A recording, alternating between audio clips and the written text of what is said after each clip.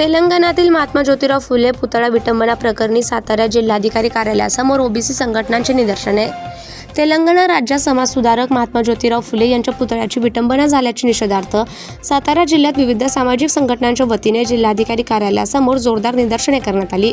सातारा जिल्हा ओबीसी संघटनेच्या नेतृत्वाखाली हे आंदोलन पार पडले। निदर्शनादरम्यान आंदोलकांनी केंद्र सरकारचे पंतप्रधान नरेंद्र मोदी, तेलंगणाचे मुख्यमंत्री रेवंत रेड्डी तसेच महाराष्ट्राचे मुख्यमंत्री देवेंद्र फडणवीस यांच्याकडे निवेदनाद्वारे या प्रकरणाची कठोर कायदेशीर कारवाईची मागणी केली।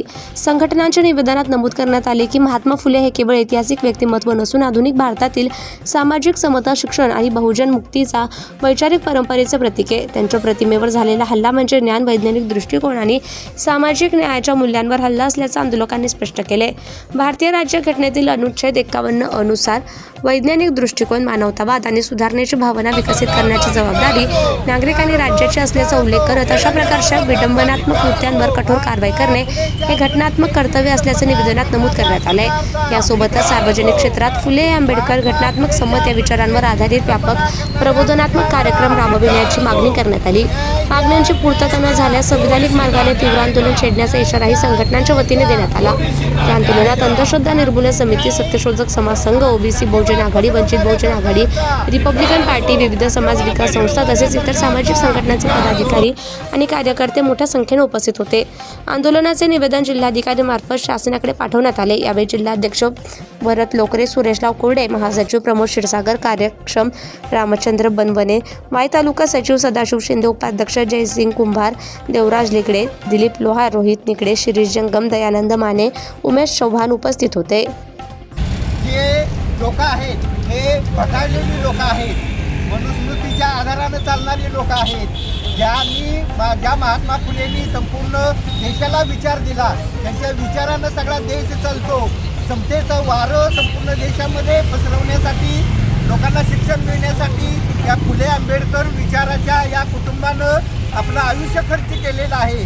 सामाजिक समतेचे प्रणेते असणारे या फुलेंचा विटंबना करणारे जातीयवादी त्यांचा निषेध करण्यासाठी आज सातारा जिल्हा ओबीसी संघटना आम्ही एकत्र येऊन त्यांचा निषेध करत आहोत। ओबीसी बहुजन आघाडी आणि ओबीसी संघटना यांच्या वतीनं आणि विविध अल्पसंख्य संघटना, सत्यशोधक समाज सातारा या सर्वांच्या वतीनं आज या ठिकाणी महात्मा फुले यांच्या पुतळ्याची विटंबना करणारे तेलंगणा सरकार व तेथील जे काही पुतळ्याची विटंबना करणारे विकृत माइंडचे जे काही लोक होते त्या लोकांचा आणि त्या सरकारचा या ठिकाणी आम्ही निषेध व्यक्त करण्यासाठी आणि धिक्कार करण्यासाठी इथं एकत्र आलेलो आहोत।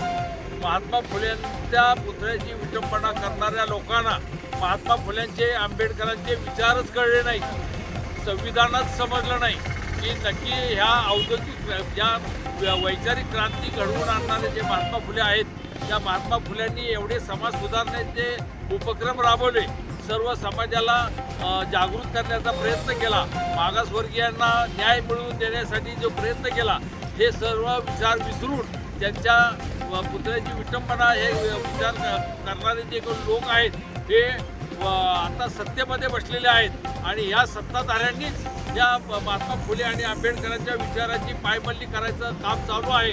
यांना संविधान मान्य नाही, हे अशा पद्धतीचे लोक आता सत्तेमध्ये काम करत आहेत। तर ह्या सर्वांचा निषेध आम्ही सातारा जिल्हा ओबीसी संघटना आणि ओबीसी बहुजन आघाडी यांच्या वतीनं आम्ही या ठिकाणी आज निषेध व्यक्त करतो आणि मी माझे 2 शब्द संपवतो। सुरेश कोरडे, सातारा जिल्हा बहुजन आघाडी अध्यक्ष।